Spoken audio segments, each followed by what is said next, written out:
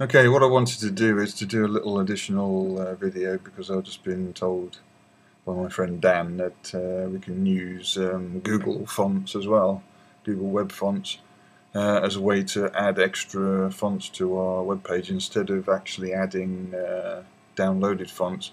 You may find with some downloadable fonts, even if they're free, they may have some restrictions with usage and embedding them on web pages. This is basically because you can just download them if you can find the root to the folder, and so that restricts it. So you have to be very careful what fonts you use. I just used the tutorial to show as an example. The ones I did use in the tutorial, they were basically used from other web pages, so they are able to be embedded. But do make sure you check the restrictions before you download any fonts and use them on a web page. An alternative is to use Google's Webfonts, which is freely available. You can actually download them as well and apply them in the same way, but basically they do use a different function, and I'm going to show you how to do this. I've used the same setup as I did with the other tutorial. Basically I've got my 4 headers like so, and I'm going to show you how to then apply them. We don't do the same thing we did before, which is to create a at font face list here. We do it in a different way, unless you do it obviously by downloading the fonts. So I'm going to show you quickly how to do that. I'm going to go back to my source code, but I'm going to show you the web page. This is the web page. I'll put the list up when as a kind of a URL link on the tutorial, but basically it's just web fonts. Okay, you'll notice you have a long list of different web fonts you can use. So I'm going to randomly choose 4 to show you how this works.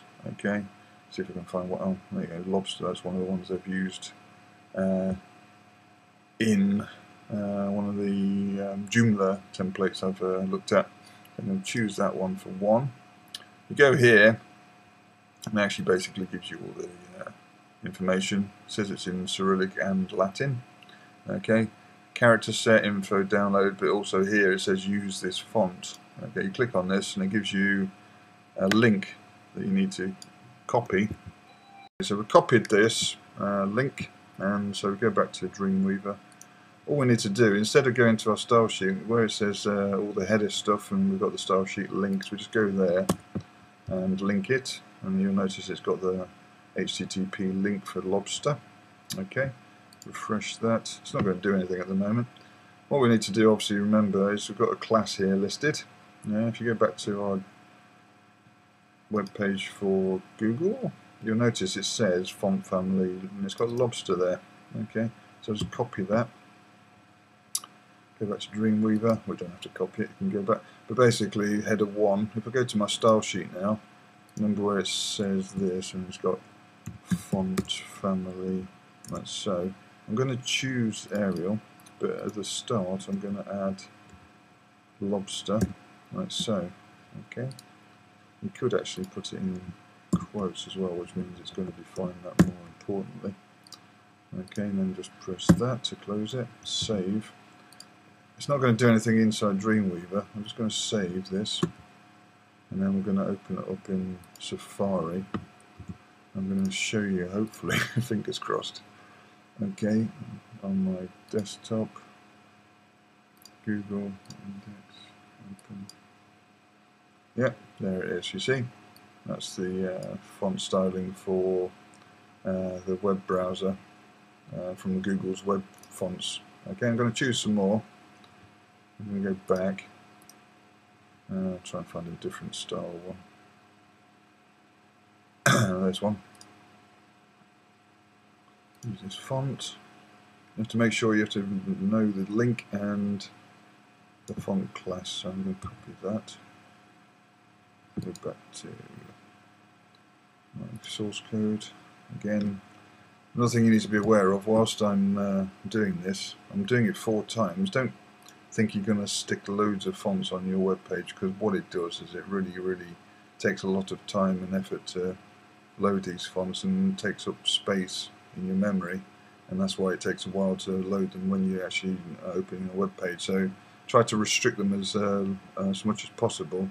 I'm just doing this as a big example. if it's anything to do like graphic design, you don't want to use more than 2 font changes in one web page anyway, because that's a typical example when you're doing design for print. Yeah, try to avoid too many fonts on one page. Okay, I'm just going to put that in, put in quotes. So, save it. Let's just go back here. Let's just do a quick refresh. No, that one didn't work. Let's move on. Maybe it'll work in a minute. So I'm going to find another one. Here we go. Mountains of Christmas. That's quite strangely different. So, copy that. Go back to add another link. Refresh. Okay. So go back to my Safari. You'll see it says Mountain Christmas. So they got it on single quotes. I don't think that's any different really. So go here, font, family, and again, push forward. Let's put that in single to see if anything different happens. So you may find that what happens. You may find what happens is that it's a caching problem inside Safari, because there you go. So I just refreshed it and you notice that's changed now, and that's changed. Okay, so we'll go to the last one. Let's find a really interesting chin that I'd show you. Okay, Shaki, there you go, that was quite nice. Quite nice for the purposes of this tutorial. Okay, and then finally I'm going to go back to my source code, the last one. See, so you can keep adding as many as you want, but just be aware, the more you add, the more it takes up memory-wise to load. Okay, so be very careful. That was called Slacky. Okay, so this is a last test. I'll get to my 4th one. Family, Arial,